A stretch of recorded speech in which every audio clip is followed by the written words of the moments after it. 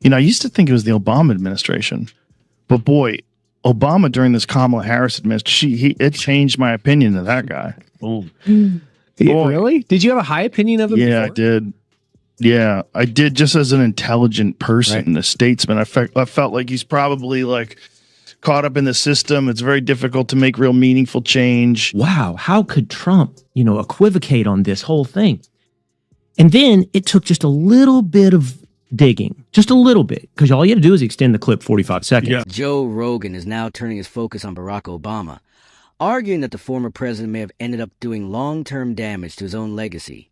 Rogan says Obama's original rise was powered by a heavy reliance on identity politics, a strategy that worked at the time and successfully mobilized large segments of the country.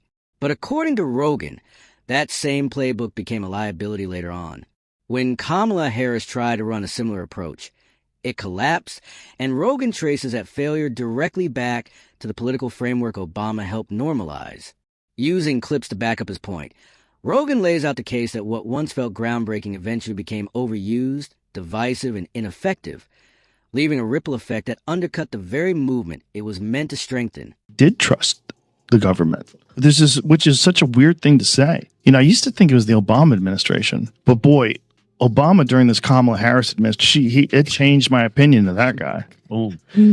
Really? Did you have a high opinion of him? Yeah, before? I did. Yeah, I did. Just as an intelligent person, a statesman, I felt like he's probably like caught up in the system. It's very difficult to make real meaningful change. You know, you think you're going to do something, and then you get into office, and you're like, oh God, what a quagmire this place is. But watching him just straight up lie about Trump, the thing that got me was that very fine people thing, the white supremacist thing. They just kept trying to say that he was a racist, which is this thing that I think worked in like 2017. Joe Rogan reflected on how, during the lead up to the election, he took Barack Obama at his word, and he says millions of Americans did the same, even while feeling uneasy. He argues that repeated claims labeling Donald Trump as a fascist, racist, or white supremacist were amplified so relentlessly by politicians and media that they began to feel like settled facts rather than partisan arguments. According to Rogan, the strategy was to define Trump's image before voters could form their own conclusions.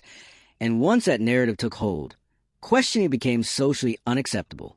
Looking back, Rogan describes his realization as a wake-up call, revealing how easily public opinion can be shaped when authoritative voices speak with confidence and the media reinforces a message without meaningful scrutiny. Yeah. I think it worked back then. I don't think it works anymore. I don't think people believe it anymore.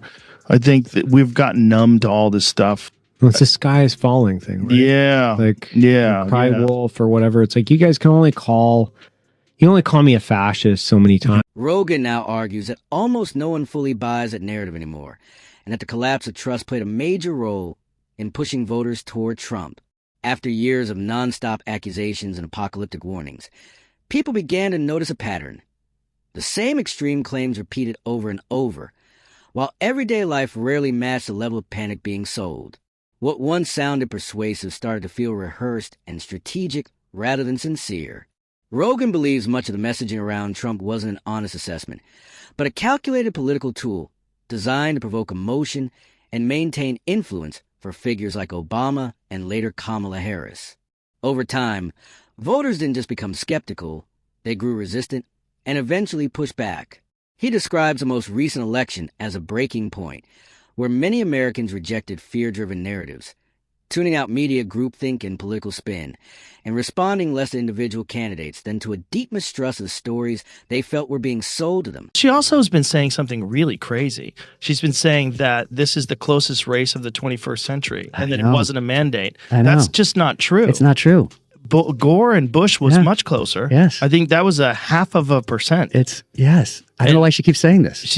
It's just a lie. And then also she's leaving out the fact that she lost every swing state. Every single one. Yeah.